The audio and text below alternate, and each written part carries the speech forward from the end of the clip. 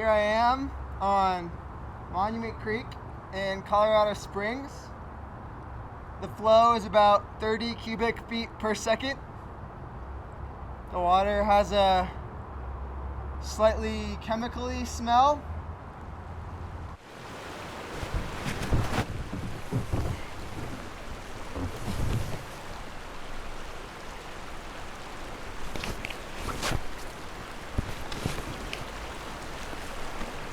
After hearing plans for a kayaking park, I wanted to know what it would be like to kayak on the local urban creek.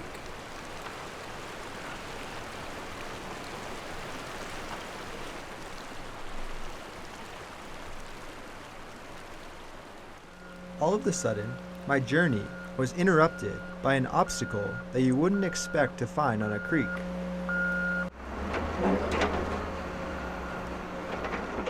This is a project to divert the eroding creek away from sewer pipes. Projects like this one are the result of decades of watershed mismanagement. In 2017, the city settled a lawsuit filed by the EPA and the downstream city of Pueblo, who claimed that Colorado Springs was neglectful of its stormwater system and allowed large amounts of pollutants from construction sites, residential areas, and other forms of development to run off into the creek. This polluted Pueblo's water and presented a health hazard for people downstream, violating the Clean Waters Act. Since my journey on the creek was cut short, I looked for other places to paddle.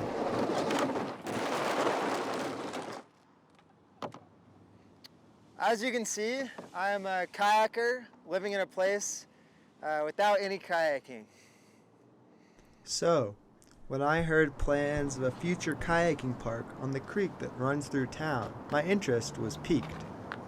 One of the first things I found was this promotional image of the creek reimagined for recreational purposes like kayaking. These images, from a group of developers creatively named the Colorado Springs Creek Plan, are meant to appeal to kayakers like me. But when I looked closely at these strange images, I realized they got the wrong type of kayak. Those are lake kayaks, not river kayaks. Something about the contrast between this imagined future and my own experience with this creek freaks me out on an existential level. So how did the creek come to exist in such a sad state?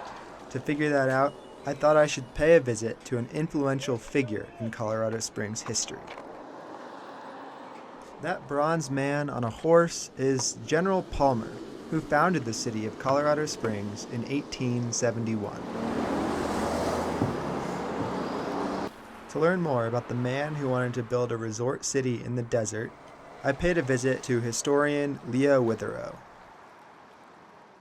It's an unlikely place for him to settle, but he realized its greatest commodity was the landscape, and he commodified the landscape. He saw that although we didn't have a lot of water, we had this beautiful scenic mountain backdrop, and he could sell that to tourists and health seekers in the late 19th and early 20th century. So there was something about the possibilities of this place, but those possibilities also involved erasing and removing the people that had lived here for thousands of years. We're on the traditional and ongoing homelands of the Nuchu or Ute people, in addition to the 48 tribes that have ongoing cultural, physical, spiritual connections to this place.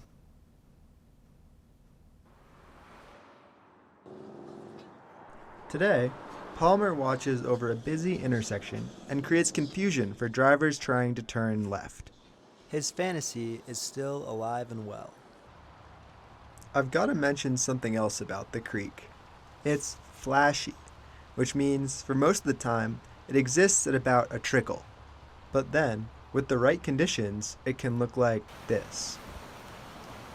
The creek can flood, and this has always been a problem for the people living in Colorado Springs. The most devastating one, of course, was the Memorial Day flood in 1935. So a thunderstorm broke and sent literally a wall of water rushing down into Colorado Springs. 2 people were killed. Dozens and dozens of homes were destroyed, businesses destroyed. It's pretty catastrophic. An uncontrollable creek did not align with Palmer's vision for this place. So, the city set about building infrastructure that could control the creek. We have learned a lot about how our water's been mismanaged historically. You look at the Templeton Gap floodway is a huge concrete channel to shoot that water out of here as fast as possible, protecting people and property. Sounded like a good idea when that was put in. Same thing with the levees and some of these other concrete channels that we have, is that is not the proper way to manage.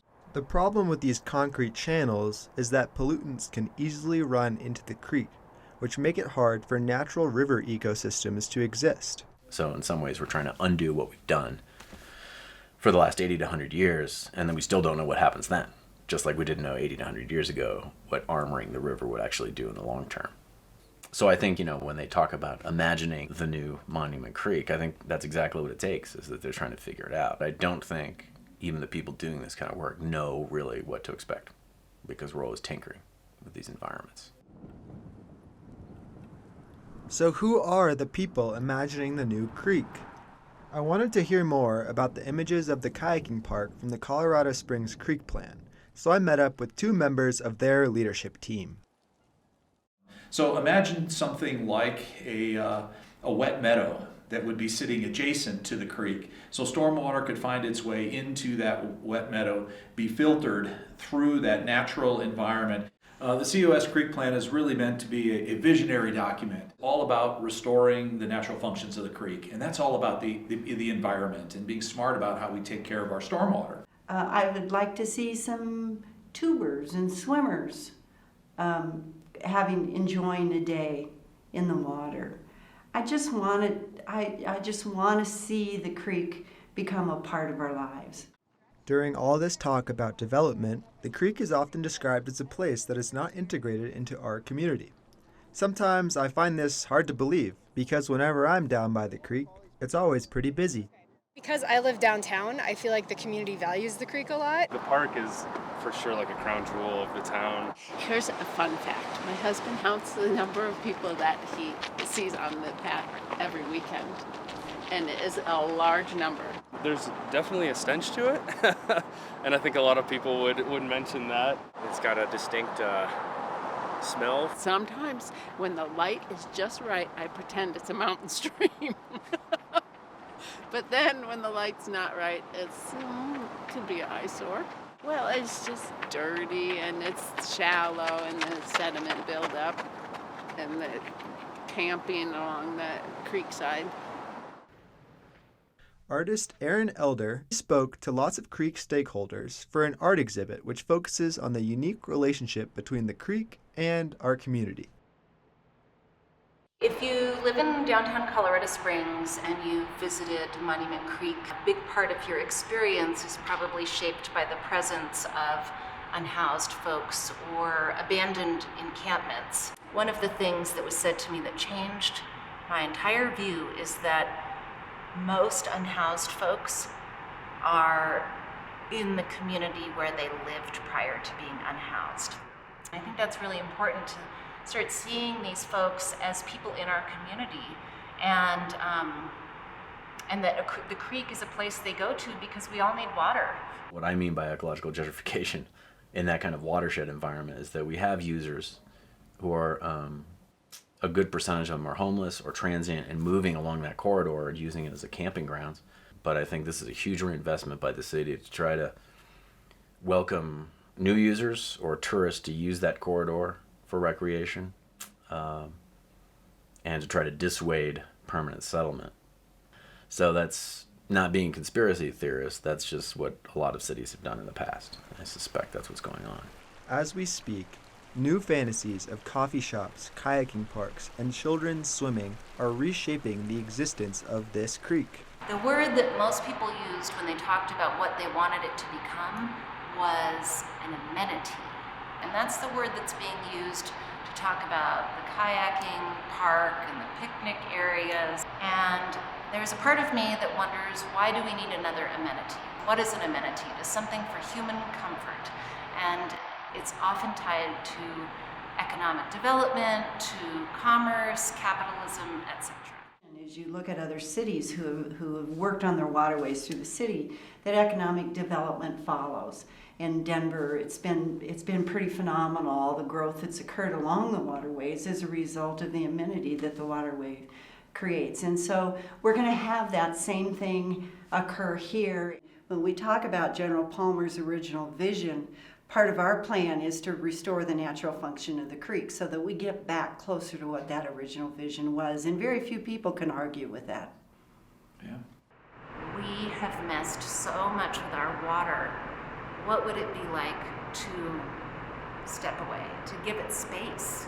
I don't know that we can do that because we're now in a situation that requires so much management, so much conservation, rebuilding, just for the health of everyone involved. Balance is always problematic. And if history is our judge, we look back at every previous attempt to improve Monument Creek, we've really only done more harm than good.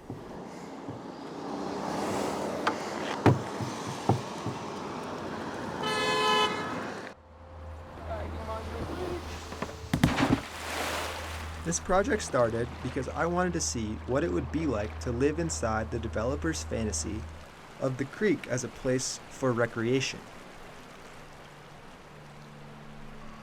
This construction is just one reminder that we're still recovering from earlier fantasies, which had impacts not just in Colorado Springs, but in downstream communities as well.